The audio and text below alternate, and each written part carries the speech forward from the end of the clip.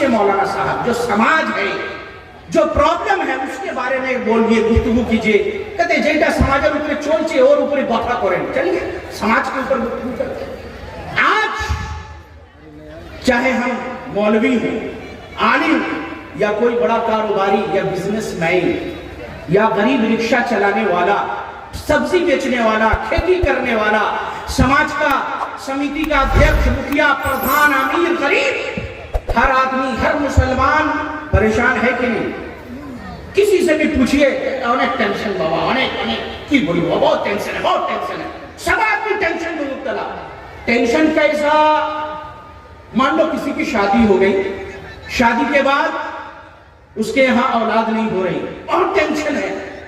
اس کے اولاد ہی نہیں ہو رہی اولاد ہو گئی نافرمان باپ سے پوچھا گیا آپ کا لڑکا کیسے ہے تمہارے چھیلے کے رکھوں نے بہت بات ٹھیک اور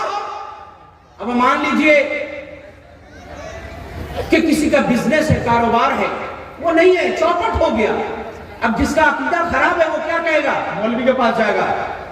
مولانا صاحب کسی کو کوئی جادو کر دیا ہے مولانا صاحب بولیں گے ہاں بہت بڑا جنات تمہارے گھر میں آ گیا ہے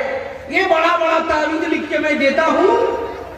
کالا اور سادہ مرغے کا خون اور زعفران لگا کے اس کو لکھوں گا اتنا ہزار خرچ آئے گا اس کو اپنے دکان میں لٹکا دینا تمہارے دکان میں برکت ہوگی کسٹمر آئے اولاد نہیں ہو رہی نوکری نہیں پڑھنے لکھنے کے باوجود نوجوان پریشان ہے میں کسی زمانے میں جب اہل حدیث نہیں تھا ہماری اپنی خالہ جسے موسی کہتے ہیں اردو ہندی زبان میں خالہ بھی کہتے ہیں پڑھنے لکھنے میں بچے بدماشی کرتے ہیں میں دوسری جماعت میں پڑھتا تھا ہماری خالہ نے کہا کہ یہ لڑکا بڑا بدماش ہے پڑھائی لکھائی نہیں کرتا اسکول جاتا ہے کتاب ادھر ادھر غائب کر کے کھیلنے چلا جاتا ہے ایک بہت بڑے مولانا صاحب کے پاس گئے مولانا صاحب نے کہا جنات کا اثر ہے میں بیٹھا ہوں مجھے یاد ہے کہا جنات کا اثر ہے بہت بڑا جنات آ گیا کیا کرنا ہوگا کہا خوب بڑا والا ٹینا کے ڈبہ میں جیسے وہ بریٹینیا بسکٹ آتی ہے کہا وہ بسکٹ لے کر کے آؤ بیچاری میری خالہ انتقال کر رہی ہے اللہ ان پر رحم کرے ایڈیٹیس ہو کے انتقال کی انہوں نے بسکٹ لایا مولوی صاحب نے کئی دن لگائے ہر بسکٹ کے اوپر میں تعویذ ٹائپ کا کچھ زعفران سے قلم سے کچھ لکھا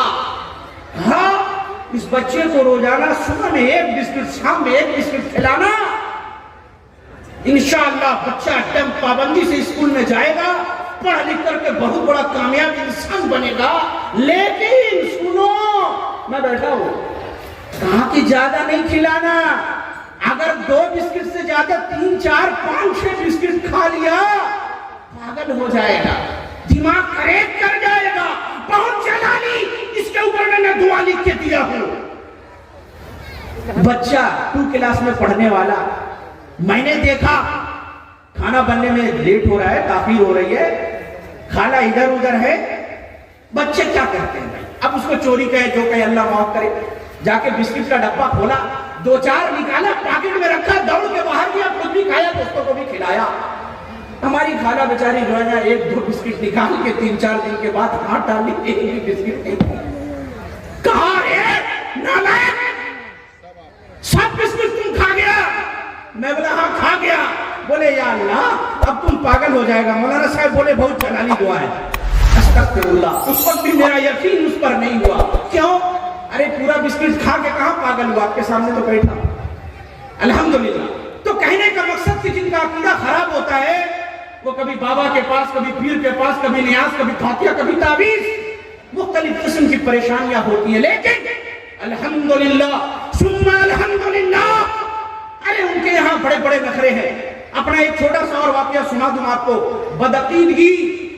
10ویں جماعت کا امتحان دینا ہے ہمارے گھر والوں نے کہا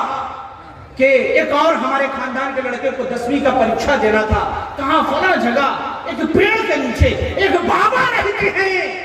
اس بابا کے پاس جا کر کے صبح سویرے 4 بجے جانا ہوگا اور جا کر کے 4 5 6 8 قلم لے کے جانا اس پر روشنائی والا قلم ہوتا تھا فاؤنٹین پین اس سے لکھا جاتا ہے کہا کہ اس قلم کو لے جانا اس قلم کے